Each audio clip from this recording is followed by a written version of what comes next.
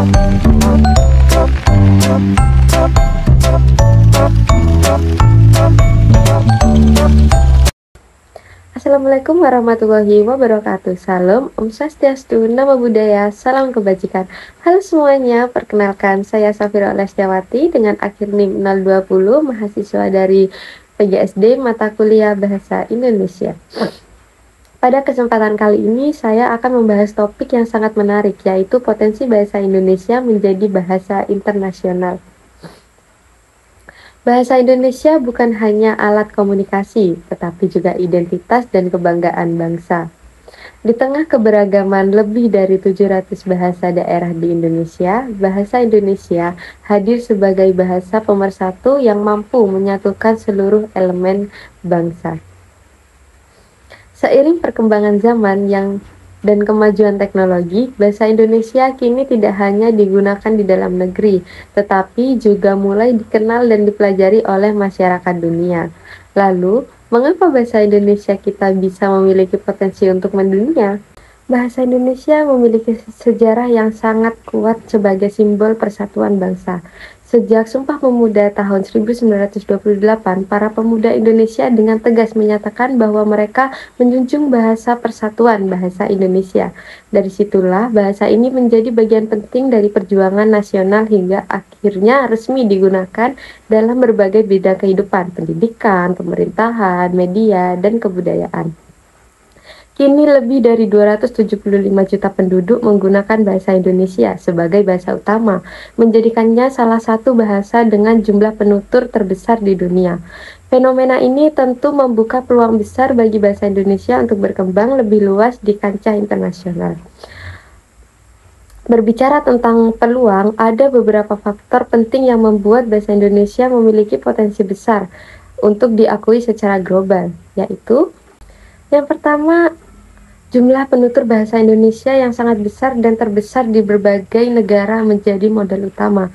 Banyak warga Indonesia yang tinggal di luar negeri turut memperkenalkan bahasa kita kepada masyarakat setempat. Yang kedua, yaitu ada bahasa Indonesia dikenal mudah dipelajari oleh penutur asing. Karena struktur bahasanya sederhana, tidak banyak merubah kata kerja, dan pengucapannya sesuai dengan tulisan. Hal ini membuat banyak pelajar asing merasa bahwa bahasa Indonesia lebih mudah dibandingkan bahasa lain di Asia. Yang ketiga, semakin banyak universitas luar negeri yang membuka program bahasa Indonesia bagi penutur asing, yaitu BIPA. Misalnya di Australia, Korea Selatan, Jepang, Belanda, dan Amerika Serikat. Bahasa Indonesia telah diajarkan secara formal. Yang keempat, ada posisi strategis Indonesia di kawasan Asia Tenggara, memberi peluang agar bahasa Indonesia bisa menjadi bahasa resmi kedua di ASEAN. Dari semua faktor ini menunjukkan bahwa bahasa Indonesia memiliki daya tarik dan kekuatan untuk dikembangkan di tingkat internasional. Namun, tentu potensi besar ini tidak akan tercapai tanpa adanya upaya nyata dari berbagai pihak. Pemerintah Indonesia telah melakukan berbagai langkah untuk memperkenalkan bahasa Indonesia ke dunia, salah satunya melalui program BIPA, Bahasa Indonesia bagi Penutur Asing, yang kini telah tersebar di lebih dari 45 negara dan diajarkan di ratusan lembaga pendidikan di luar negeri. Tidak hanya pemerintah, masyarakat Indonesia juga berperan besar dalam memperkenalkan bahasa melalui budaya populer, film, musik, kuliner, dan media sosial, menjadikan jembatan yang membuat bahasa Indonesia semakin dikenal luas. Contohnya seperti lagu-lagu Indonesia yang viral di platform digital dan film Indonesia yang tayang di festival internasional, itu juga membuat banyak orang asing penasaran untuk belajar dengan bahasa kita.